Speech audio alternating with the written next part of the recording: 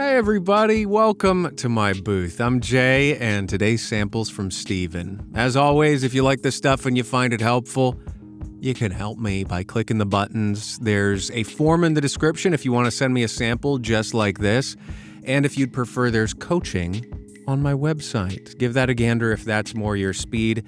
That said, let's dive in, shall we? The sample's a little on the longer side, so we'll get as far as we can. We may not need to get very far to get the feedback we want, but let's just tuck into this short story by our resident. The story's by Steven.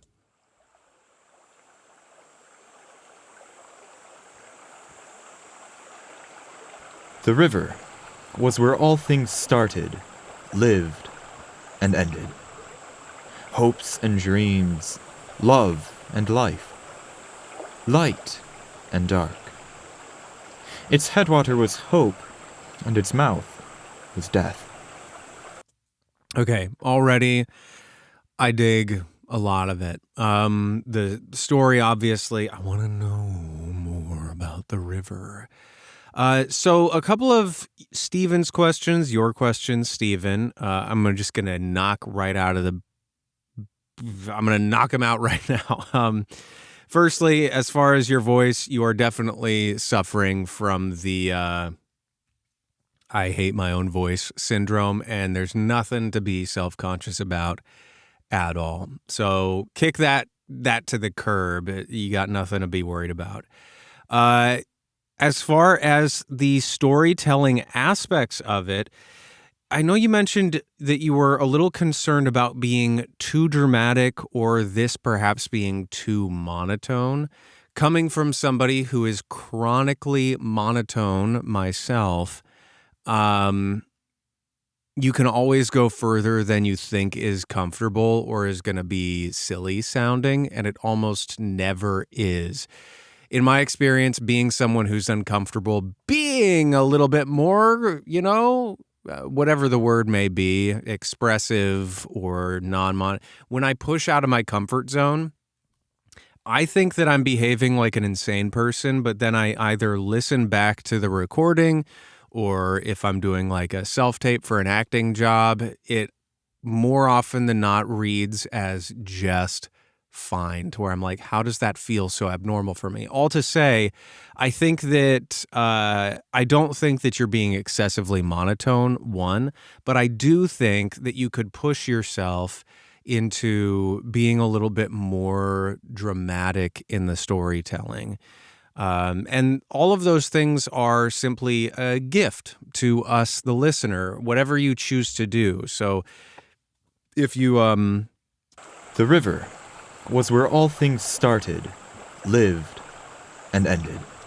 The river was where all things started, lived, and ended. You're already kind of hitting that arc, and you can go as far into it as you want, and that's kind of just a taste thing, to be perfectly honest.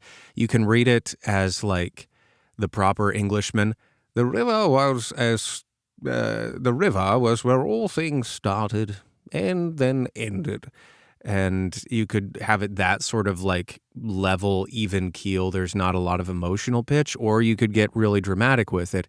The river was where all things started, lived, and ended. And that's really up to you, whichever direction you want to take the story. One small note. Was where all things started. Hitting the started. The T's, you do it as well, I think, here. Some learned to master its currents, and some learned to. You're enunciating really, really well, but at the same time, it's a little over-enunciative.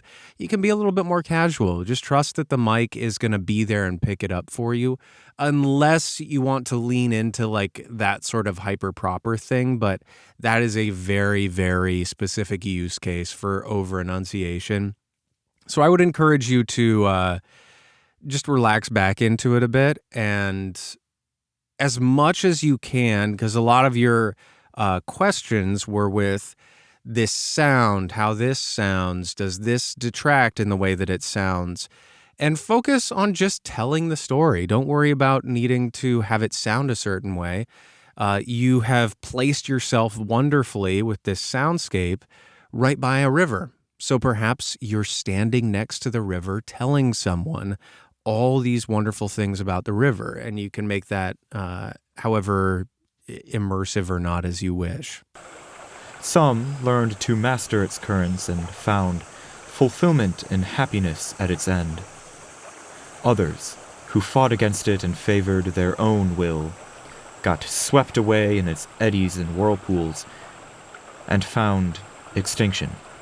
This is an interesting section because you start with some had these great, wonderful, happy times, and others were met with the end of all things, extinction.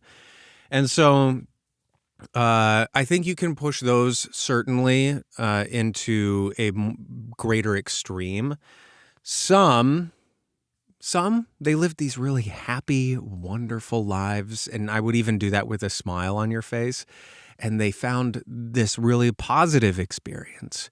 And then shift, others. And just in the way you say others, you can clue us into, oh, there's a dark side to this coin here, to this river, and we start to get more into the world and the different things that it holds for us. It was a cruel and beautiful thing. Again, it was a cruel and beautiful thing. We've got all of these A, B, heads, tails, good, evil, really polar opposites, and or perhaps not. But in terms of the way that the words are used generally, you're playing with opposites in a really nice way. So lean into them. It was a cruel and beautiful thing. That's another example as well on the enunciation. You don't have to punch the T's that hard. It was a cruel and beautiful thing. Yeah. It was a cruel and beautiful thing. A path through time and a riptide to destruction. Those who could snatch a fish from its waters were gifted its blessing, and those who failed drowned without its sympathy. The river gave no sympathy. It only dispensed luck to those brave enough to conquer its waters. Francis was not one of those, for it seemed the river hated him above all else. So this is really nice, and this is something, it's sort of a storytelling, it's an introduction that comes up like this sort of format that is really, really nice, and there's some of my favorites where we get introduced through this whole preamble here, the world. We're setting up the world and this river that has seemingly magical and duplicitous. It's the judge. It enacts judgment, and it has all of this stuff built into it. And through that preamble, we get sort of a sense of the world. So this is where I like to use a cinematic point of view almost with things, where as we're getting the sense of the river, it's like the beginning of a epic film or something, where the camera angle would be like the wide sweeping stuff. It's a bunch of B-roll. It's setting us up for this is the world that we inhabit. And then it comes in on our main character, Francis was not one of those. Francis, and we get to see our character for the first time and relate them to that story. So in that story, in the way we tell that story, you can flow through, pun intended, I suppose, the river section by making it this like preamble introduction. And I think it would suit, actually, if you wanted to go more dramatic with it. I think that would be beneficial, because then when you shift to then there's Francis. Then we get personal with it. So you can go grand to personal. You can go large to intimate. However you want to frame it for yourself, that's most helpful. But that's a great way to go about thinking about that, I think and that'll help us to understand, oh, now this is a character that relates to this magical spring river that, holds both the potential for joy and doom. But really, really nice start, Stephen. So again, the big takeaways here, feel free to relax the pronunciation a bit, relax the storytelling in general, but you can also really ramp up the drama if you want.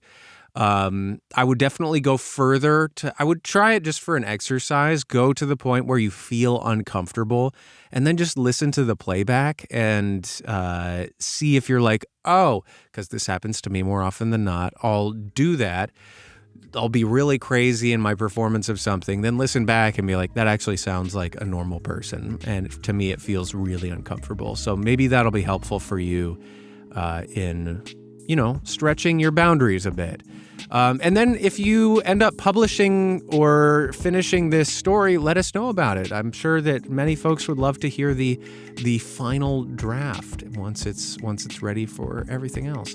Anyway, I hope this is helpful for you once again, and to everybody else, I hope you found something useful here too. Again, there's a form in the description. Kick me something, an MP3 if you want to do this for your own audio. Anyway, until the next time, everybody, I'll see you there and be well. Toodles.